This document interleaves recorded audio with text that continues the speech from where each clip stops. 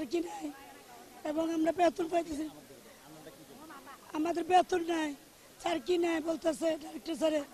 এখন আমরা সার্কির জন্য বেতনের জন্য আন্দোলন করতেছি। আমরা 7 মাস ধরে আমরা আশা দিয়েছি বেতন দিব আশা দিয়ে আমাদের সার্কি যাবে, সার্কি আছে একই আমরা রাখছে, আমাদের 1 সপ্তাহ টাইম দিয়েছে। এখন আমার ছেলেটা আমি বিদেশ পাঠাইছি 7.5 লাখ টাকা দিয়ে। এখন আমি একবার ফকির, আমার কেউ নাই যে আমি করবো, ছেলেটা মারা গেছে, এখন আমার করবো খাওয়ান না, কেউ নাই, আমি একটা ফকির। এখন যদি সার্কি আছে আমি কিভাবে বাঁচবো? 13 বছর 14 বছর অনেক পুরনো, কিন্তু বেতন পাওয়া 8,500। তারপর 7 মাস বেতন বন্ধ, বেতন দিতেছে না। এখন আমাদের থেকে আমাদের কিন্তু হাজিরা হয় দিতেছে, কিন্তু আমাদের এখন বলতেছে তোমাদের চাকরি নাই। কারণ চাকরি কী কারণে নাই?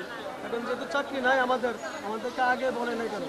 আগে বলছে তোমরা চাকরি করতে পারবে না, চাকরি না, তোমরা যদি করো বেতন ছাড়া তোলে করো, তাহলে আমাদেরকে হাজিরা নেয় কেন? আমাদের শিখতে চাইলে হাজিরা নিতেছে। এখন আমরা সরকারের কাছ থেকে বিগত আকুল আবেদন, আমাদের যেন বিগত যে বেতনগুলো বকেয়া বেতনগুলো হয় সরকারের কাছে দৃষ্টি আকর্ষণ করে বলতে। আমি মন্ত্রণালয়ে যে কথা বলছি, তারা বলছে জুন জুলাই নাগাদ এটা সমস্যার সমাধান হবে।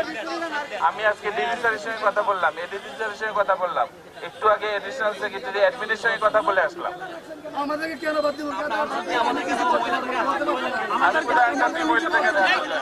তোমরা তো 5 মাস হয় বেতন পাচ্ছ না, 8 মাস হয় বেতন পাচ্ছ না। এখন এইটা তোমাদেরকে দেওয়া হয়েছে তো আউটসোর্সিং এর মাধ্যমে, ঠিকাদারের মাধ্যমে, ঠিক আছে না?